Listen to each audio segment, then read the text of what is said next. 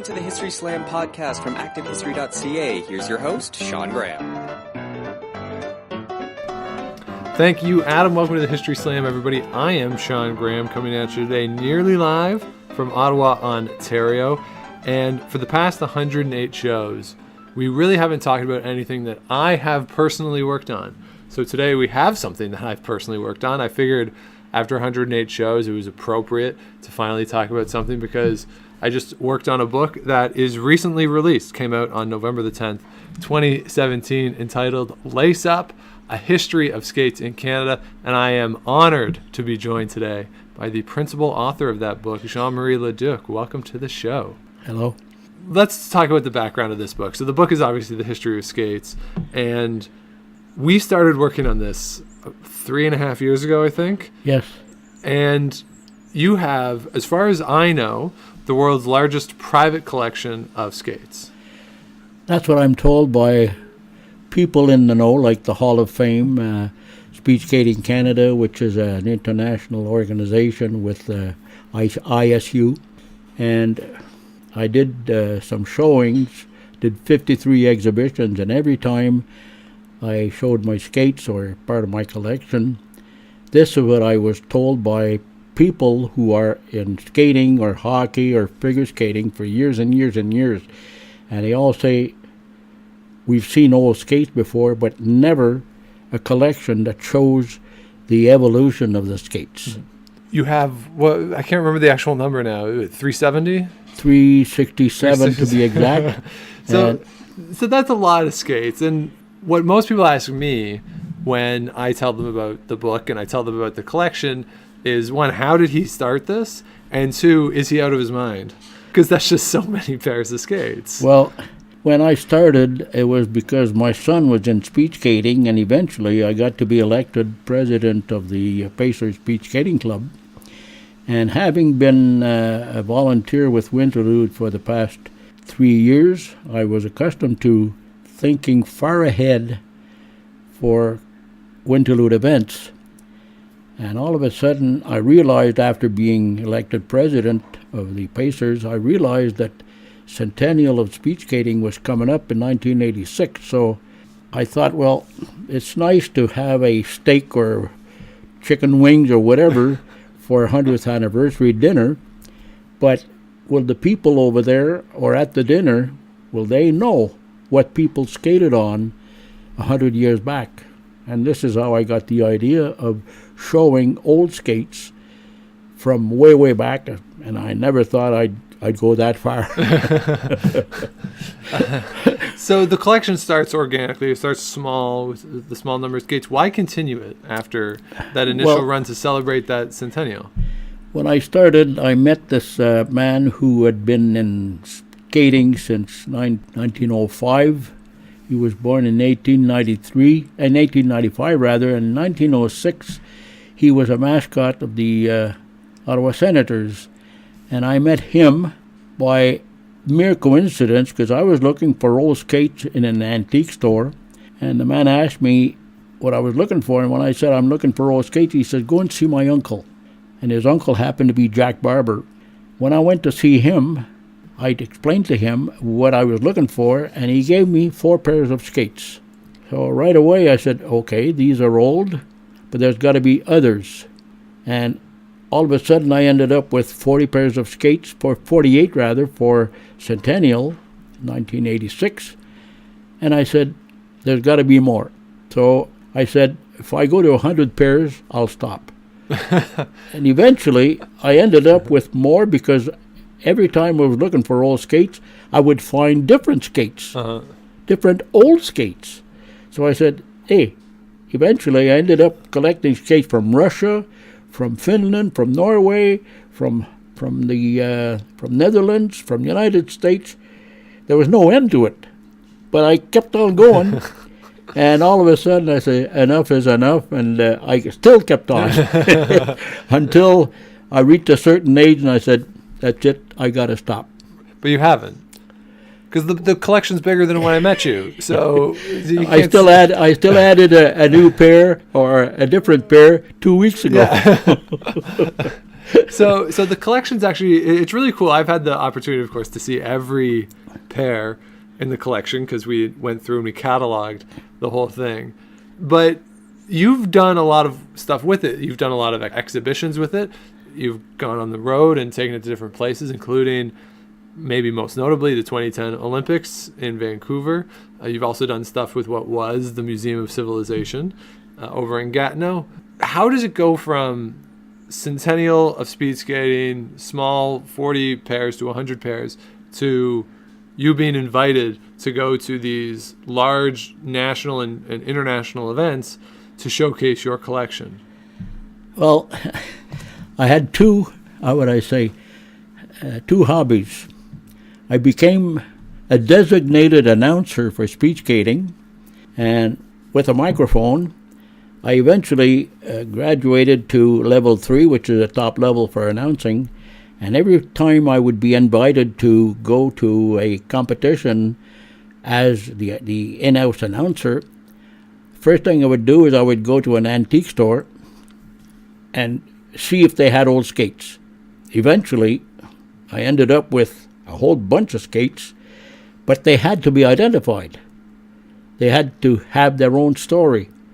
So I started digging, and it was hard because there's no real information as for skates going back 15,000 years. Mm-hmm. And I said, people will be interested in knowing the history of the apparatus that they use on ice in wintertime. And I never stopped, and I'm still, like you said, I'm still at it, and there's no way I can stop because people ask me every day.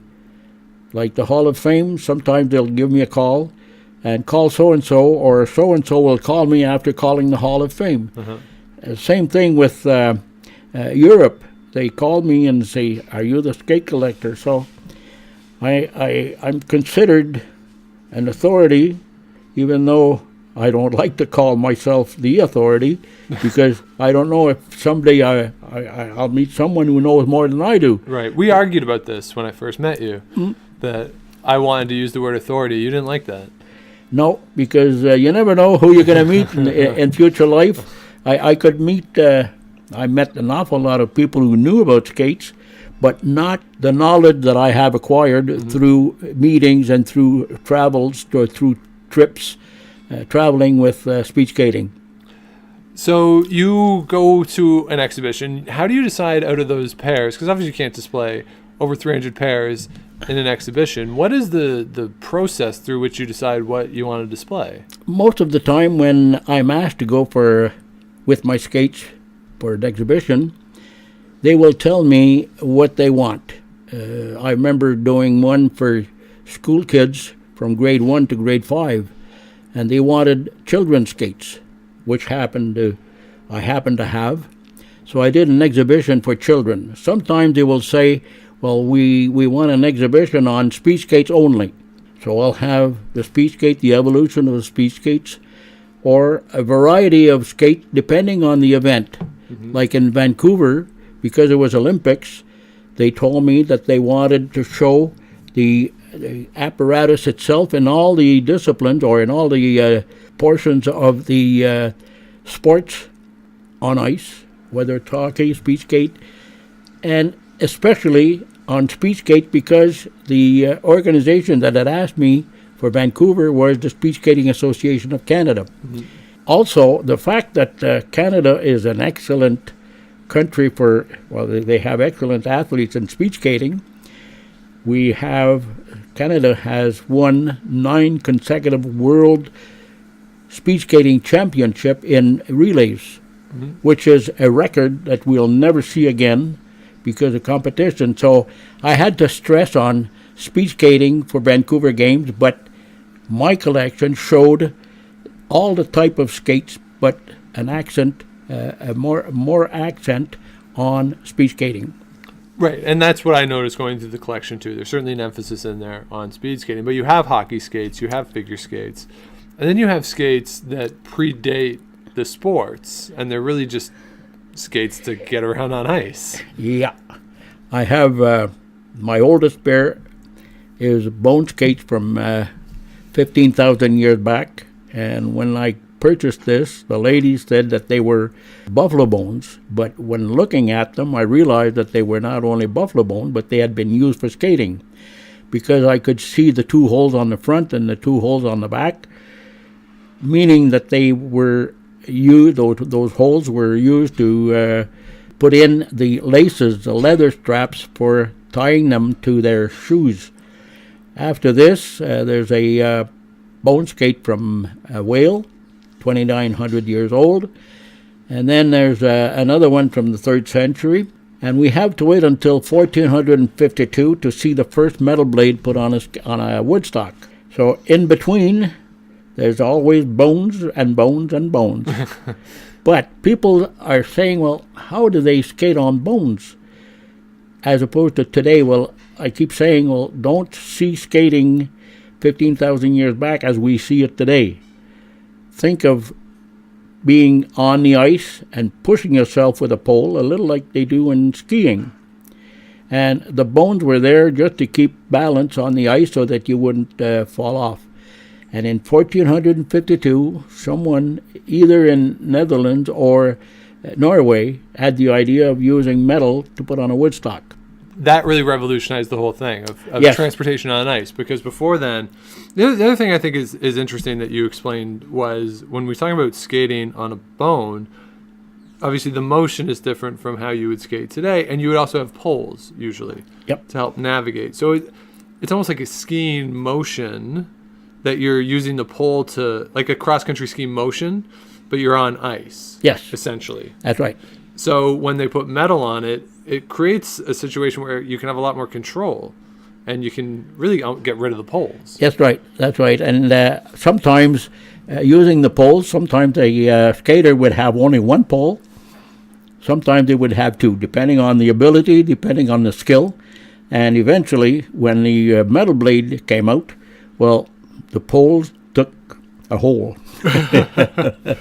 So you have this collection that demonstrates this, and then we get into the sports, and you mentioned figure skating, speed skating, and hockey, and the skates reflect the changing requirements of each sport. I think the best example is in figure skating, where it goes from a big rounded front at the toe, right, a big loop, to picks, and then the picks evolve as they get into more jumps and that kind of stuff, where you really need the picks. Mm-hmm. So what's really cool to see as you go through the collection is how the sport needed the changes in the technology, or the sport sort of facilitated that. As people wanted to try new things, the equipment had to go with it.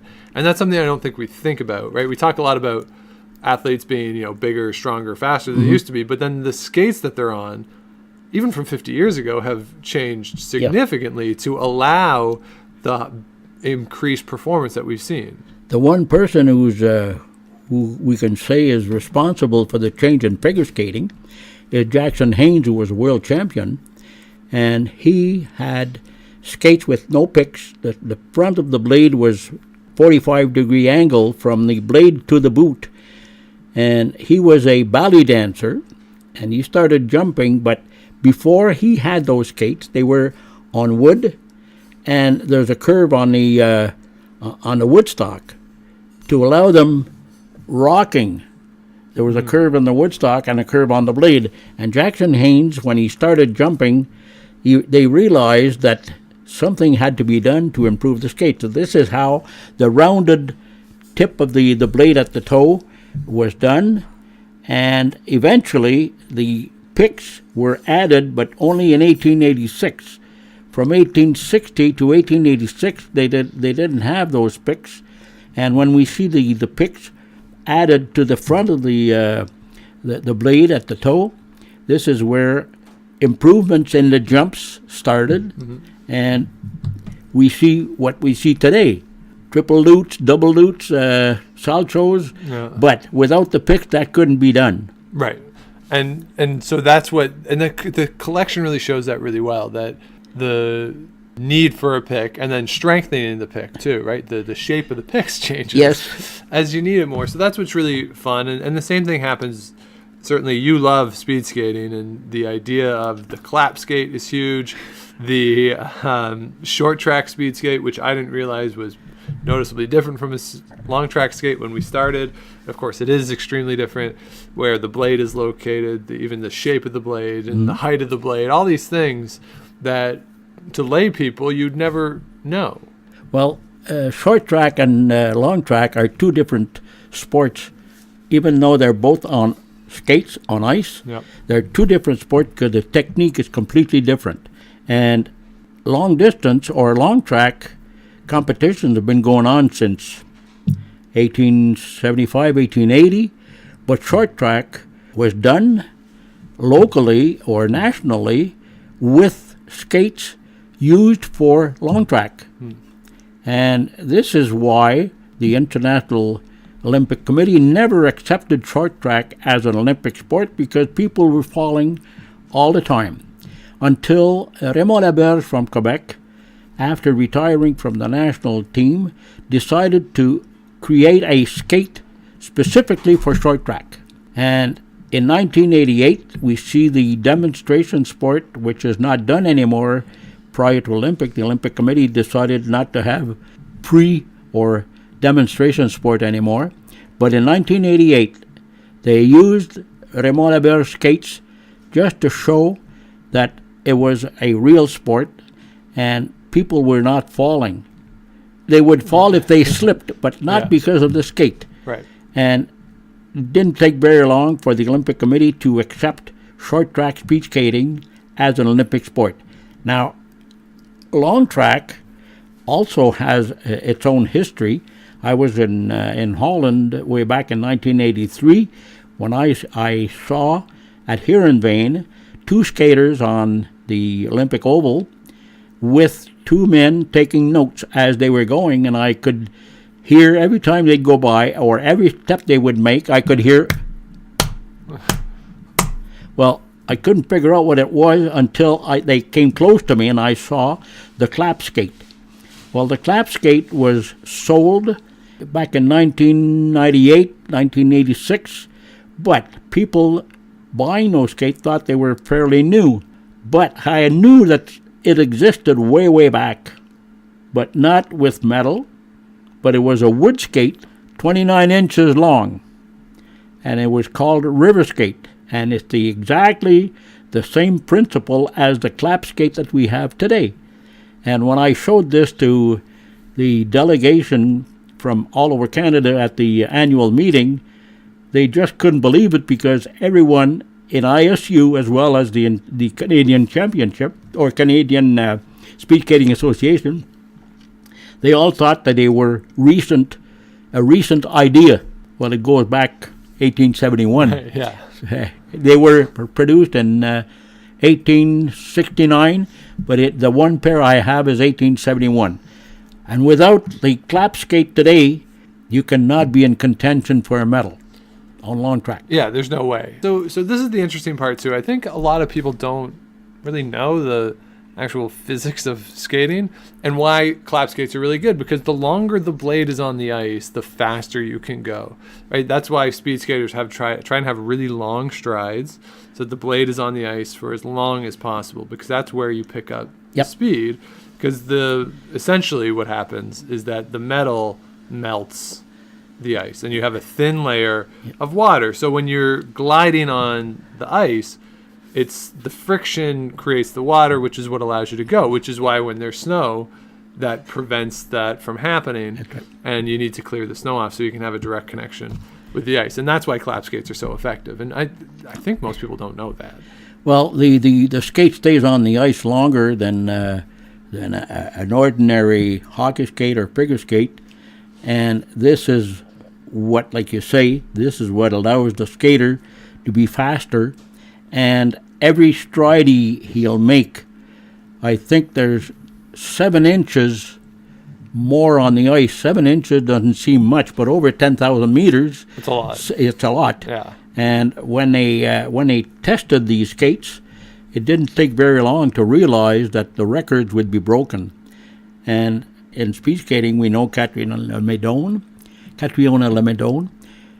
when she was told that she had to wear these, she couldn't because it was a different technique. Right. But she was told that she had to if she wanted to compete. So that's how effective the clap skates are today. Yeah, they're crazy because you see, all you have to do is go and look at like world records on all the different disciplines, and they've been smashed since the start of the clap skate. All records are smashed thanks to the clap skate, and the same happened to the short track skate when Raymond Leberge came out with these skates. The records were slashed or smashed or beat simply because the skater could be longer on the ice because the boot allowed him to make the turns, whereas before a lot of them would fall. There was no record. Right. And today, if we want to talk speed, when I started in speed skating, the speed was 29 kilometers an hour. It's now in short track, 29 kilometers an hour, and today it's 49 kilometers an hour. Right. And in long track, with the clap skate, it's now 61 kilometers an hour, which is extremely fast. It really is. Like it's faster than the speed limit on the road. Yeah, that's right. Yeah. Now, you mentioned the boot. Now, this is something that it took you a really long time to explain to me about what you consider the skate. Right? You don't really count the boot as the skate. No. My reason for this is that the skate is the portion of the apparatus that's in contact with the ice. The boot itself can be your own shoe with a metal blade attached to it. Right, so, which you have examples of those in the collection, yeah. And the original word for skates is skats, which is Skaats,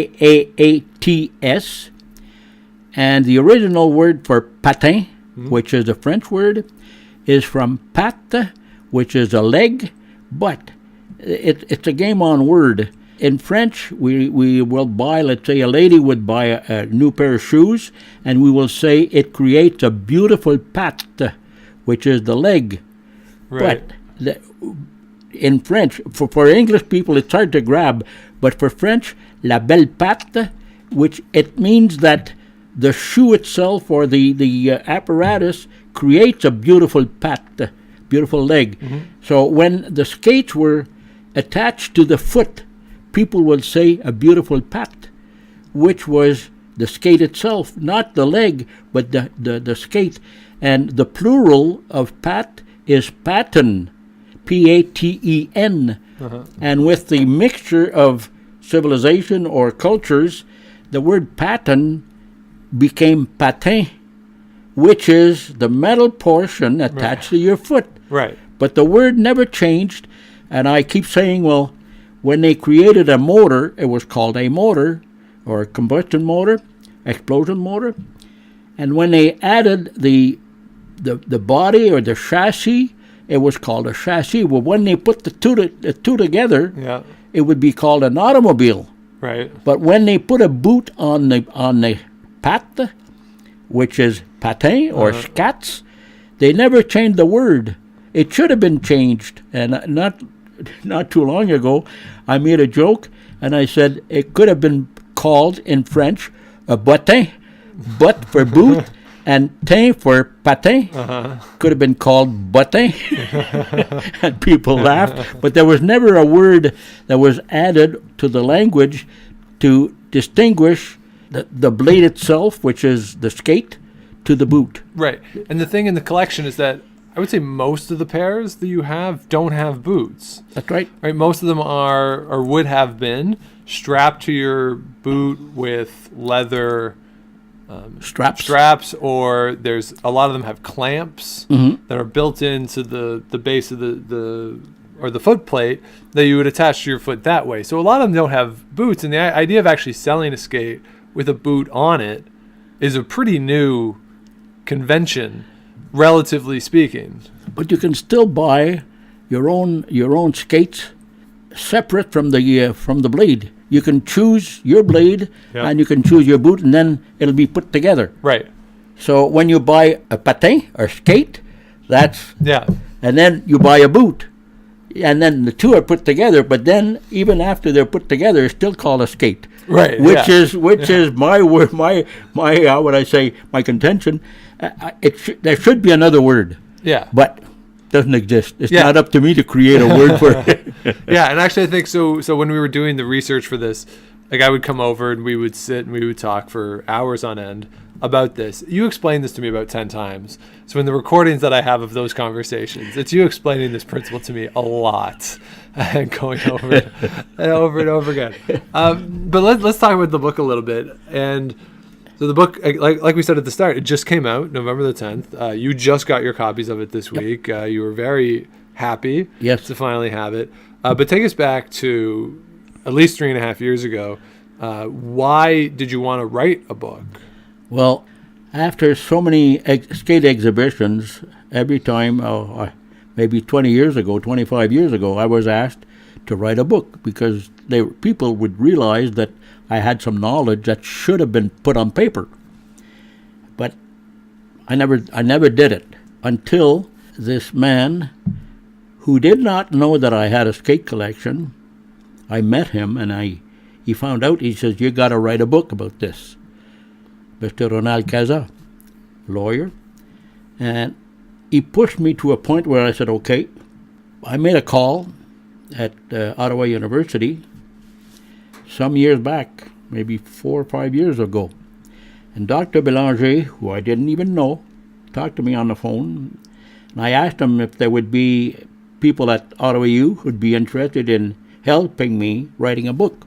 And this is how I ended up with Dr. Sean Graham and Julie Leduc, both graduates from Ottawa U. They showed interest in helping me, and 3.5 years ago, we sat together, the lawyer, Sean, Julie, myself. We sat together and we established a program so that the book would be realized, the book would be a reality someday.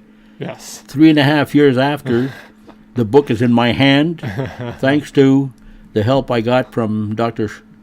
Graham and Julie Leduc. Yeah, Dr. Graham. Well, thank you. I appreciate the honorific as I sit here, which is completely unnecessary. But I do remember that meeting. It was the summer, and Julie and I had put together what we thought a book could look like. And we thought what it should look like is kind of what it ended up looking like. Sort of a lot of photos, highlight the collection, tell stories about how skates were used over time. And that's sort of what we pitched to you. And I did not realize at the time that we would spend so much time going through the actual collection. So like after we had that meeting and we agreed on it, how we would arrange it and what the sort of general guidelines would be, I came over, it felt like every Saturday for 6 or 7 months. Oh, yeah. And we went through pair by pair. Yep. Took some photographs. We cataloged it, right? We created a database of each and every skate. You wrote down the information about each skate that I then transcribed, and then Julie built the database with all the information that we had put together. So we did all that, and then I came over, it felt like every Saturday for another few months, and we just talked about all the information you have about the history of skates, the collection, the different sports and everything. And then I transcribed all those interviews, which I did on half speed. So the interviews that we did, it was about 2 hours each time. Yeah, just about, yeah. And then I did it on half speed. And then whenever I would come over and talk to you, I didn't really recognize your voice because I was used to listening to you on half speed. This really slow, much deeper voice than you actually have. And from there, we had all the information, and then we put together the outline and wrote it, and then things changed in the process. But it's interesting to me that this book, personally, we pitched it. Julie and I pitched our idea to you before I graduated, right? I defended my dissertation after we pitched that to you. So I didn't have a PhD when we started. Since then, this book has followed me through graduating. It's gone with me to Boston, to Harvard. It's gone with me to China, and now back here. And it's gone all over with me, and it's been worked on at all of those stops. And it's sort of this really cool project that is trace the last 3.5 years as I've moved along, and it's been a lot of fun. But the structure of it, I'm really proud, frankly, of the structure of it. I have to say, the way we've structured it is that You've got right to be proud. So there's the introduction, and then we did old skates before sports. That's a chapter, and then we did a chapter on each sport, basically. And then we had another chapter that is not in the final product because we couldn't figure out the proper name for it, frankly, which was novelty skates. But we decided to include the novelty skates Throughout the book in each chapter. So, and the novelty skates are kind of cool. So you make a point in talking to me several times. You said you don't want skates just because famous people wore them, right? Each pair you want because it's a unique pair to the collection. So if you already have a type of skate and someone says, oh, this person wore them, you're not going to buy them just because that person wore them, with a couple of exceptions. Yes. The exceptions are Barbara Ann Scott, Gaetan Boucher, and Butch Bouchard. Bobby Hull. And Bobby Hull. Yep. But the difference is that the Bobby Hull skates are signed, Yes. whereas the other ones aren't signed. Except Barbara Ann Scott's are signed. Oh, so half of them are signed. But this idea of not wanting celebrity skates is really interesting to me, given that part of what you do with the skates is show them to people, have these exhibitions, and so much of at least contemporary society is based on celebrity. Why the resistance or reluctance to take on celebrity skates? Well, the Hockey Hall of Fame has celebrity skates. When I'm asked, do you have Rocket Richard skates, Bobby Hull skates, Gordie Howe skates, I said no, but I have them. That's my answer. Right. No, but I have them. And then they say, what do you mean no, and you have them? Well, simply because Butch Bouchard, Rocket Richard, Gordie Howe wore the same skates. Could have been from different companies, but the skate itself. Now, mind you, I'm talking about the skate which is in contact with the ice. Exactly the same. So why make a collection, why build a collection on skate that are all alike, regardless of the person who used them? This is why I say my collection is to show the evolution. So there's no evolution between Émile Bouchard, Gordie Howe, Rocket Richard. There's no evolution in the skate. They're all the same. Right. We have to wait until 1977 to see a change in the hockey skate. As far as figure skate is concerned, my only reason why I have Barbara Ann Scott skate is because she's the only Canadian athlete or Canadian skater who won 4 gold medals in the same year, including the Olympics. And because she's from Ottawa, I figured, well, maybe I should have a pair of Barbara Ann Scott skates. So I looked and never found any. Up until I did the exhibition at the Museum of Civilization, now the Museum of History, where for the launching of the exhibition there was over 550 invited guests, and Barbara Ann Scott was one of them. And eventually they came to me and they said, Mrs. Scott would like to meet with you. So I was honored. I took her on a personal tour of the exhibition, and at the very end, through the conversation, I said, I've been looking for a pair of Barbara Ann Scott skates for years, and I didn't find any. She said to me, she said, I'll see what I can do. And I figured, well, it's a good way of getting rid of someone, just by saying, I'll see what I can do. But 2 years after, I received a box from Montreal, and in the box were a pair of figure skating, autographed, and rather I should say signed on the blade by Barbara Ann Scott herself.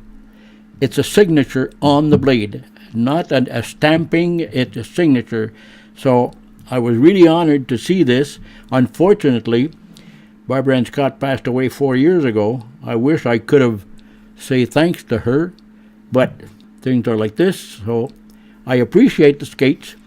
The same as Butch Bouchard, I ended up with his own personal skates as a donation after purchasing through Figure Eight Skating, Figure Eight Boutique, purchasing Butch Bouchard collection of skates. he gave me his own personal skate that he used in the NHL, as well as a pair of his son's skates, also defensemen from Montreal, Canadians. Bobby Hull gave me a pair of skates after setting up, fixing up with him an arrangement with a pair of skates that had been stolen out of his house. And to thank me for doing this, I got a pair of his own skates, which he signed on the boot. But to come back to the original question, I don't collect personality skates because they're too much alike. There's no evolution. But one pair of skates that I really appreciate, while we're talking about personality skates, is in 1987, I wanted to do a promotion for the Olympic Games in Calgary in 88. So I asked Gaetan Boucher, who is a good friend of mine, if I could borrow a pair of his own skates to do promotion for the Olympic Games. Through his agent, 3 weeks after, I got a pair of speed skates. There is sprint skates for long track, which he gave me, and the skates that he gave me were the skate that he used for the gold medal in Sarajevo, right. 500 meters. So again, this is a gift that I really appreciate. But I could get a pair of skates from Catherine Lemedon. They would be the same as, right. So the skate is the same. The skate is a skate, and also the personality. I have nothing against the persons who did use them, except I don't want 6 pairs of skates that are exactly the same. It doesn't add to the goal, which is the evolution of it. That's right. So with the collection itself, obviously you say you're going to stop. I don't believe you. I really don't. I think you're going to keep getting skates, and it's going to keep adding on. But what's the ultimate goal? Like, you've talked to me about how you want this collection to stay in Canada. And if you can find somewhere to put it, that'd be great. But ultimately, what is the goal of it? My ultimate goal would be to have someone in Canada with enough power to create a sports museum. Not a sports hall of fame. The sports hall of fame museum is one thing, but a sports museum is something else. You could have amateur athletes in any sport. It could be wrestling, could be tennis, it could be skiing, who did do very, very well in the world or in Canada, but are not known because they didn't win this or she didn't win this. At the same time, what that athlete has used to perform an excellent performance, he has or she has artifacts that they don't know what to do with. Right. So a sports museum would be the ideal place for athletes who performed in Canada. And this is where I would like my skates to end up. Now, I don't say that there has to be a sports museum right away, but if someone would show enough interest to keep those skates secure in a way, also available for public in a place where people could go and see the collection, because it's I'm not ashamed of saying this, it's unique in the world. Mm-hmm. And it has to be preserved, but I don't want it in Europe, I don't want it in the States. I'd like to have it in Canada, because skates in Canada is part of our culture, it's part of our way of life. Yep. If we didn't have skates, I don't know how people would spend winter. Right. Right. Yeah. And actually, as I was walking over here, I walked over the canal. Obviously, it's not frozen to the point where people can skate on it, but there's, that thin layer of ice that's just on top of it. So it's already at that point. And so, like you say, and that's a huge part of Ottawa, is that. You remind me of something that I discovered through my readings.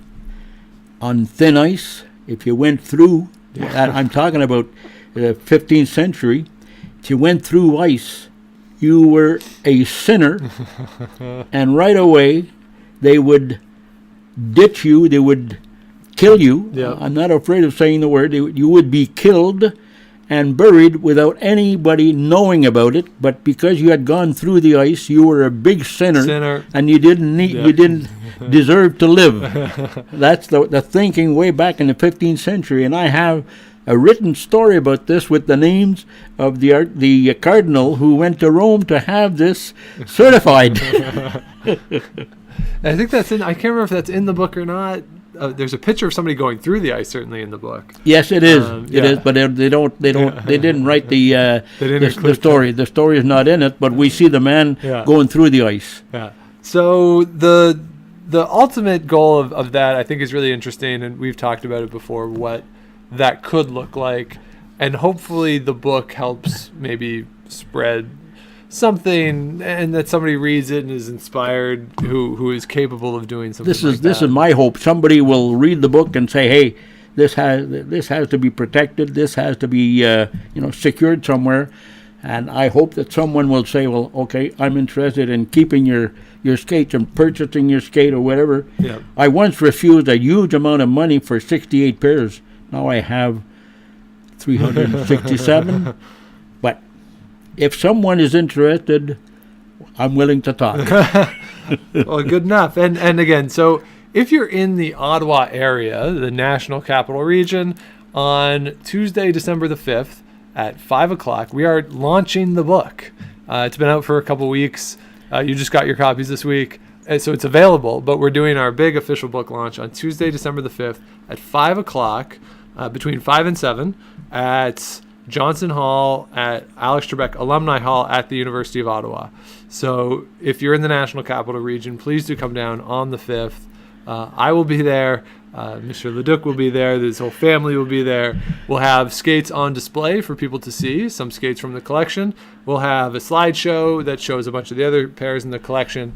And you will also be able to hear from Mr. Leduc, give a little talk about that, read one of the stories from the book that you really like. And we'll also have some food and some drinks, some refreshments. You can get your book signed, all that fun stuff on December the 5th. And I'm really looking forward for this. It'll be fun, right? That's right. You know, I think I felt that there was a few times in the process you might have gotten ahead of yourself a little bit. And I think the book launch was one of those that you asked me about a lot in the process. So I know that you're looking forward to this day. And the book is so well done that when I got my copies the other day, well, I started looking at it, and being my first book without the help of my computer, which I don't have, my computer is between my two ears. But thanks to Dr. Graham, the book was a reality. But when I saw it, I was so pleased that I couldn't read it anymore. I had tears in my eyes. That's how pleased I was. After 3.5 years of working and 25 years of being harassed to write a book, well, finally I could hold it in my hands. Yeah, that was important to you. Having you didn't want a digital book, you didn't want an ebook. You wanted that physical copy of it. Probably the reason for this is because I was a printer for 35 years. Yes, that's true. Yeah. So having that tangible object was pretty cool, and it's true. People might not believe me when I tell them that you don't have a computer, and we wrote this thing together without you having a computer, which in 2017 is like a lot of my colleagues just sort of, they have trouble wrapping their heads around how we did this without you having a computer. Whenever I had to send you something like a copy of a chapter, especially when I was in Boston, and I had to send you copies of chapters and do all that, we had to send it through your daughter, who then would have to print it out and then bring it over. It was a whole process. That's right. But we got it done. Yes. And now it's out in the public, and people can go buy it. It proves one thing. What's that? You don't have to have a computer to keep on living. That's right. That's right. You just need your kids to have computers. So again, the title of the book is Lace Up, A History of Skates in Canada. Our friends at Heritage House Publishing out in Victoria published it. It was a pleasure working with them. Lenore and Leslie and Lara and the entire team out at Heritage House were very good in the whole process. So our thanks to them. Also, Julie Leger, who is not in Ottawa anymore. Again, another change that has happened in this book, that Julie was here. Right? We were colleagues working at the same company when we started this book. Yes. She has since, her husband has since finished med school. He's a resident now at Mac, at the hospital at Mac. She had one baby when she started. She now has a child in grade school and another child who is almost a year old. So, I mean, major life changes on Julie's end as well. So that's why Julie is not on the show today, unfortunately, because she's in Burlington. She's working and managing 2 kids with a husband who's a resident and works long hours, and she's running all over the place all the time. But she did an awful lot of work. She did a lot of work on this, and we couldn't have done it without her. So, of course, our thanks to Julie Leduc. So, again, if you're in the National Capital Region, December the 5th, 5 to 7 at Johnson Hall at the University of Ottawa, please do join us for that. If you're not in the National Capital Region, the title, Lace Up, A History of Skates in Canada, available through Chapters, Amazon, all those typical places where you can buy books. There is a digital version as well if you're an ebook fan that you can buy through those outlets as well. And you can also look at it through Heritage House Publishing. So all that stuff, again, it was a pleasure to work with you, and I'm so happy that it's finally out. I appreciate your work, and I thank you very much. Well, thank you. So again, that's Jean-Marie Leduc, author of Lace Up, A History of Skates in Canada. If you have any questions or comments for the show, historyslam@gmail.com. Twitter is @Dr. Shawnee Fever. And if you're out and you see Enrico Palazzo, please say hi for me.